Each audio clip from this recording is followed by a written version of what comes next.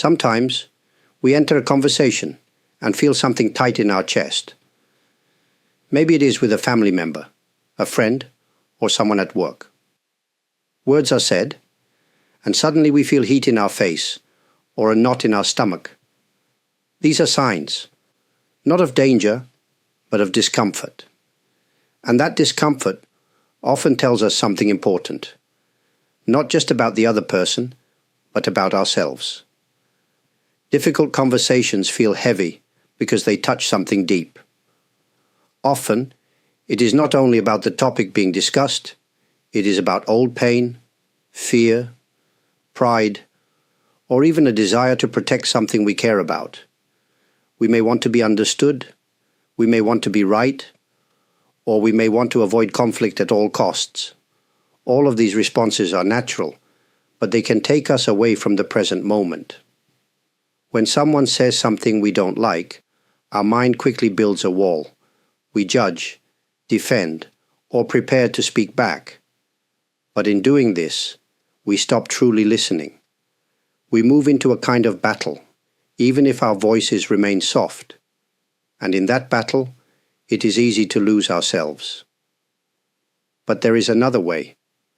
It begins with noticing how our body feels, noticing what thoughts arise, and noticing the small space between what is said and how we choose to respond. In this space, there is great power, not the power to control others, but the power to remain ourselves. Difficult conversations are not problems to solve. They are moments to meet with clarity. We cannot always change the other person, and we do not need to. What matters is how we show up. Are we tense or calm? Are we reactive or steady? Are we present, or are we already lost in memory or fear of the future? When we understand this, we begin to see these moments not as something to avoid, but as something to explore.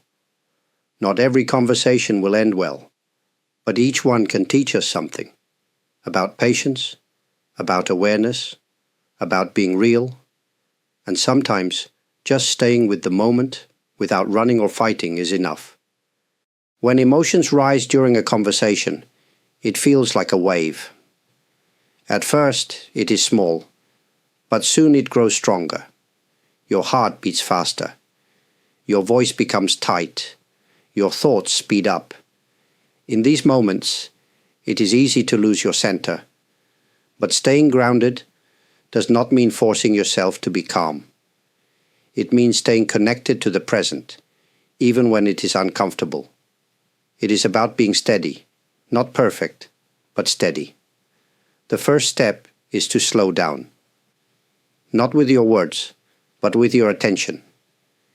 If you feel tension in your shoulders or your jaw, notice it. You do not need to fix it right away. Just become aware. This small shift brings you back into your body. And the body is always in the now. Sometimes we feel we must respond quickly. We rush to explain, to defend, or to correct. But often, speed is not our friend. Taking a breath, even a short one, gives space. It allows the emotion to move without taking control.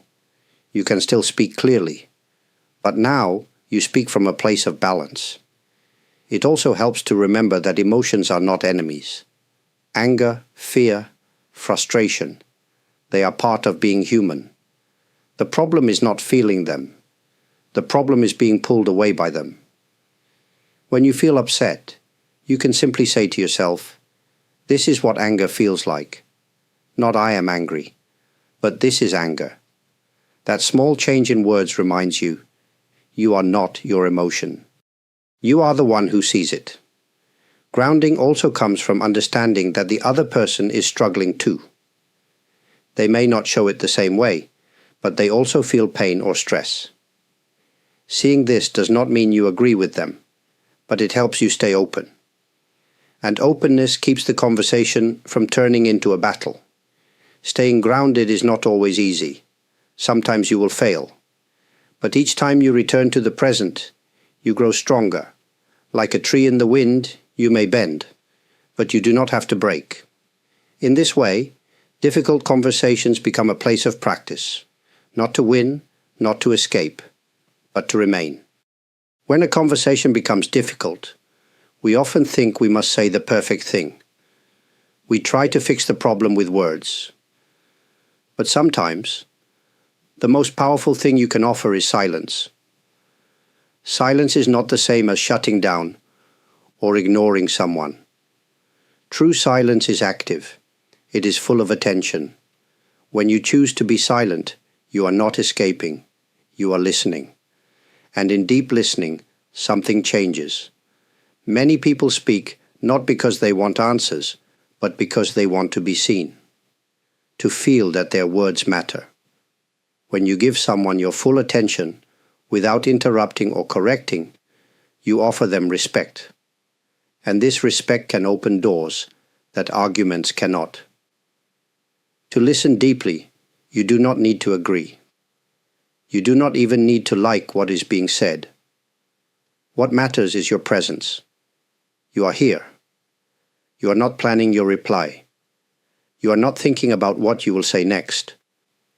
You are simply receiving the other person as they are.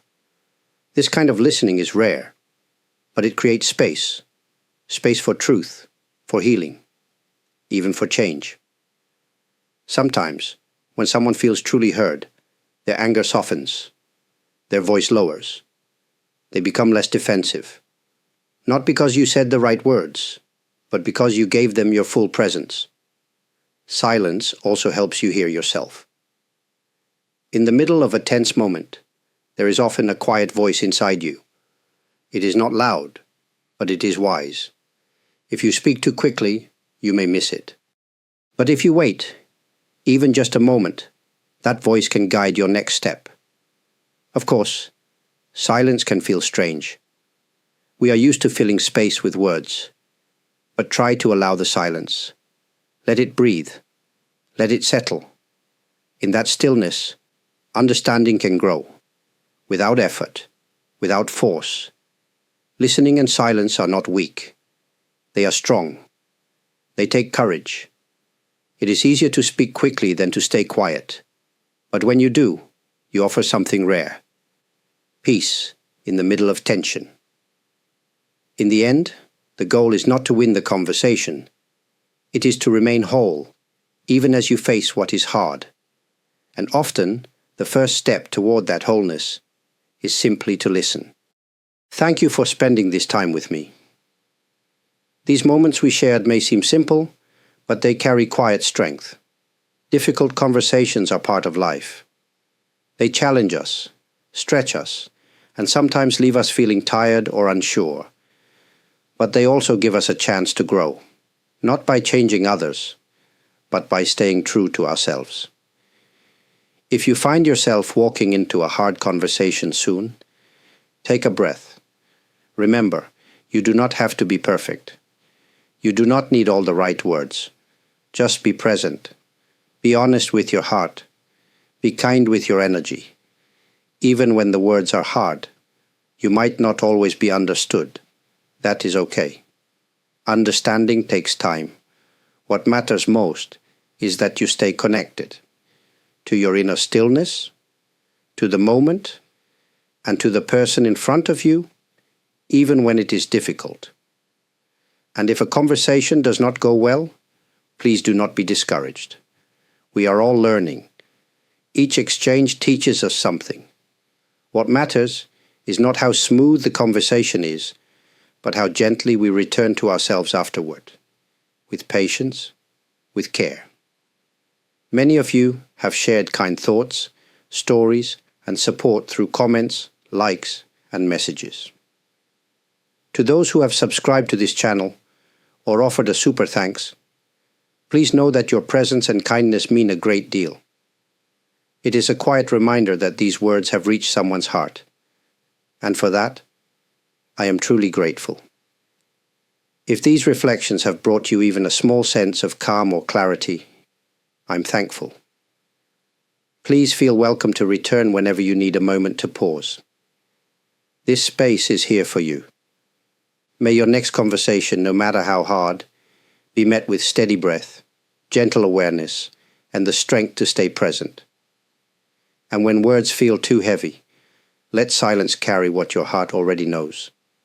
Thank you once again for being here.